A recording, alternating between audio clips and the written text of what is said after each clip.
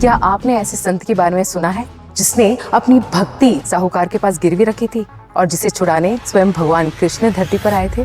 आज हम बात करेंगे 15वीं सदी में रहने वाले जूनागढ़ गुजरात के संत नरसिंह मेहता की। नरसिंह मेहता को आज के टाइम पर आदि कवि का खिताब दिया गया है। उनकी भक्ति के रस से भरपूर कविताओं को आज भी गुजरात के घर घर में भजन और लोकगीत के रूप में गाया जाता है। अखिल ब्रह्मांड माँ एक तू श्री हरि, जुजवा रूपे अनंत भासे। उनकी एक अद्भुत कविता का ये एक वर्स है जिसका अर्थ होता है, पूरे ब्रह्मांड में एक आप ही है श्री हरि, जो अलग अलग रूप धारण करके हमें अनंत का भास करवाते हैं। वैसे इनकी कविताएं गुजरात का बच्चा बच्चा जानता है। आज नरसिंह मेहता का नाम आदर और श्रद्धा के साथ लिया जाता है, लेकिन क्या आप जानते हैं कि उनकी लाइफ में उन्होंने इतने ज्यादा अपमान सहन किए थे जिसकी कोई सीमा नहीं थी। नरसिंह मेहता का जन्म तलाजा डिस्ट्रिक्ट के गोपनाथ नाम के गांव में हुआ था। जब वो 5-6 साल के थे तब उनके माता पिता का देहांत हो गया था। अपने बड़े भाई और भाभी के साथ वो बड़े हुए। नरसिंह मेहता गुजरात की नागर ब्राह्मण कम्युनिटी से बिलोंग करते थे। नागर ब्राह्मण कम्युनिटी प्राइमरीली एक शैव कम्युनिटी है, यानी कि वो महादेव को मानते हैं हाटकेश्वर के स्वरूप में। लेकिन नरसिंह मेहता के इष्ट थे भगवान कृष्ण। उसका एक बहुत ही सुंदर उदाहरण है। बड़ी आयरनी की बात है, जिनकी कविताओं को 500 सालों तक घर घर में गाया जाता है, वो 7-8 साल के थे तब तक बोल नहीं पाते थे, मूक थे। उसके घर वाले चिंतित हो गए। एक तो अनाथ, ऊपर से गूंगा, ऐसे बच्चे को कौन संभालेगा? तभी उनके गांव में एक संत आए। उनके रिश्तेदार नरसिंह को उस संत के पास लेकर गए। उन्हें कहा कि 7-8 साल का नरसिंह गूंगा है, कोई उपाय बताएं। संत ने उसकी आंखों में देखा और कहा कि ये बच्चा मूक नहीं है, इसके अंदर कविताओं का समुद्र भरा पड़ा है। और फिर संत ने नरसिंह को पास बुलाया और प्यार से कहा कि बोलो राधे गोविंद, बोलो राधे गोविंद, ऐसा कॉन्स्टेंटली रिपीट करते गए। मूक नरसिंह ने बोलने की कोशिश की। पहले तो उनके सिर्फ होठ हिले, लेकिन धीरे धीरे उनकी जीभ भी चलने लगी और धीरे धीरे शब्द भी प्रकट होने लगे और वो बोल उठे राधे गोविंद। किसी भी बच्चे का पहला शब्द या तो माँ होता है या तो पापा होता है, लेकिन 7-8 साल की उम्र में नरसिंह मेहता के पहले शब्द थे राधे गोविंद। बस राधे गोविंद का जप करते करते नरसिंह मेहता धीरे धीरे बड़े होते गए।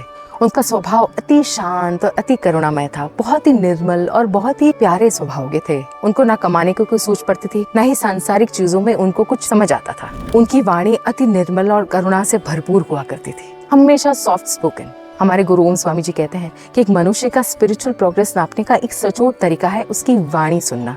एक स्पिरिचुअली प्रोग्रेस इंसान की वाणी हमेशा बहुत ही कोमल और बहुत ही सुहृदय होती है। लेकिन कलयुग में सॉफ्ट स्पोकननेस को वीकनेस माना जाता है, दुर्बलता मानी जाती है। जो लोग सॉफ्टली बोलते हैं, जो लोग प्यार से बोलते हैं, उन्हें वीक समझा जाता है। इसलिए नरसिंह मेहता को भी उसके गांव वाले दुर्बल समझते थे, ढीला समझते थे। वैसे भी 24 घंटा जो श्री हरि का नाम लेता रहे, वैसा आदमी किसके काम का था, वैसे वो सोचते थे। उनके घर पर भी उनके बड़े भाई तो बड़े स्वीट थे, उन्हीं के जैसे बहुत ही सालस और सौम्य स्वभाव था उनका। लेकिन उनकी भाभी, हर एक मनुष्य के जीवन में एक विलन तो होता ही है। उसी तरह नरसिंह मेहता के जीवन में विलन थी उनकी सगी भाभी। उनकी भाभी उन्हें आलसी, कमजोर, निठल्ला क्या क्या नहीं बोलती थी। एक एक निवाले पर एक एक अपशब्द सुनने को मिलते थे नरसिंह को कि ये नरसिंह तो फ्री का खा रहा है, कमाते मेरे पति है, उड़ाता ये है। लेकिन भगवान कृष्ण के भक्तों की एक स्ट्रॉन्ग यूएसपी होती है। वो अपनी भक्ति में इतने डूबे हुए होते हैं कि मान और अपमान का बोध ही नहीं रहता। भाभी की तरफ से इतने कटु वचन सुनने के बाद भी नरसिंह ने कभी भी पलटकर जवाब नहीं दिया और ना ही उन्होंने राधे गोविंद की भक्ति करना छोड़ा। उनको रास्ते पर लाने के लिए उनकी शादी की गई। नसीब से उनकी वाइफ मानिक बाई बहुत ही भली औरत थी। वो नरसिंह की भक्ति की भावनाओं को खूब अच्छे से समझती थी, लेकिन वो खुद भी बहुत सौम्य थी। विलनिश भाभी से वो भी एकदम ही घबरा के और डर के रहती थी, दब के रहती थी। समय जाते नरसिंह और मानिक बाई एक दूसरे के पूरक हो गए। दोनों को एक बेटा और बेटी हुए। बेटी का नाम था कुंवरबाई। अब धीरे धीरे उनके कष्टमय दिन और बढ़ने लगे। जैसे जैसे उनकी उम्र होती गई, नरसिंह और ज्यादा भक्ति में लीन होते गए। पूरा दिन जब देखो तब एक ही नाम उनके मुख पर रहता था, राधे गोविंद, राधे गोविंद, राधे गोविंद।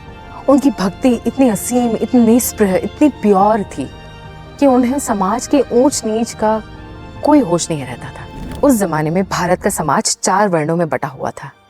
अस्पृश्यता यानी कि अनटचेबिलिटी का बोलबाला था।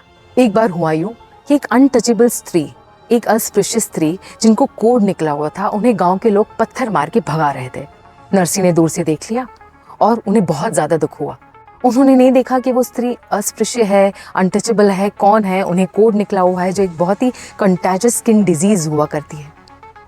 वो बस उस दुखियारी औरत को बचाने के लिए गांव वाले और औरत के बीच में आ गए और पत्थरों से उनको प्रोटेक्ट करने लगे।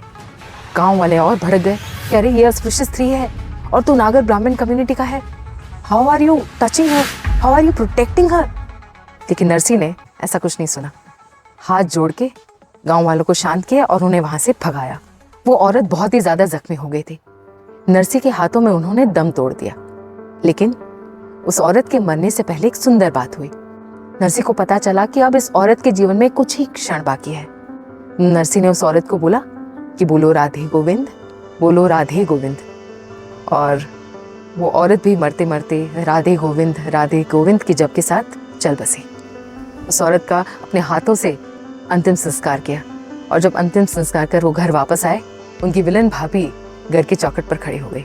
सच तो ये था कि नरसी ने एक अस्पृश्य को टच किया है, उसके प्रोटेक्शन किया है, ये बात पूरे गांव में फैल गई थी और ये निर्णय लिया जा चुका था कि नरसी को नाच से बाहर कर दिया जाए, यानी कि गांव से बाहर, कम्युनिटी से बाहर कर दिया जाए, सोशल आउटकास्ट बना दिया जाए। जब तक वो घर पे आए तब भाभी चौखट पर खड़ी हुई थी रास्ता रोककर और कहा कि तुम जैसे इंसान को मैं अपने घर की चौखट पार ना करने दूं, निकलो मेरे घर से। और नरसी बहुत ही हेवी हार्ट से वहाँ से निकल गए और जूनागढ़ के जंगलों में चले गए। जूनागढ़ के जंगलों में घूमते घूमते राधे गोविंद का जाप करते करते उन्हें एक शिवलिंग मिला। बहुत ही पुरातन शिवलिंग था, वो कोई मंदिर नहीं बना था उसके ऊपर, बस एक जंगल में शिवलिंग था। नरसी मेहता शिवलिंग के पास बैठकर ओम नमः शिवाय का जाप करने लगे। उनके मन में उपद्रव मचा हुआ था, उनका जीवन तहस नहस हो गया था। उन्हें समझ नहीं आ रहा था कि किसी की जान बचाने के लिए उसे सजा कैसे मिल सकती है। कहा जाता है कि 7 से 8 दिनों तक नरसी ने बिना खाए बिना पिए सिर्फ ओम नमः शिवाय का जाप किया, सिर्फ भगवान को याद किया। और फिर 7वें या 8वें दिन के अंत में कुछ अद्भुत हुआ। भूख और प्यास से लगभग बेहोश हो चुके नरसी ने अपनी आंखें खोली और देखा कि सामने महादेव स्वयं खड़े हैं। पहले तो उन्हें यकीन नहीं आया कि वो सपना देख रहे हैं, सच है, क्या चल रहा है, वो कहाँ है। महादेव ने उन्हें वर मांगने को कहा और नरसी ने एक ही बात मांगी कि मुझे भगवान कृष्ण की रास लीला के दर्शन करने हैं। एक ही स्पर्श से 2 ही क्षण में नरसी मेहता गोलोक की चौखट पर खड़े थे। उनके हाथ में एक मशाल थी और सामने थे भगवान कृष्ण स्वयं। इतना सुंदर गोलोक था जैसी सुंदरता नरसी ने कहीं नहीं देखी थी धरती पर।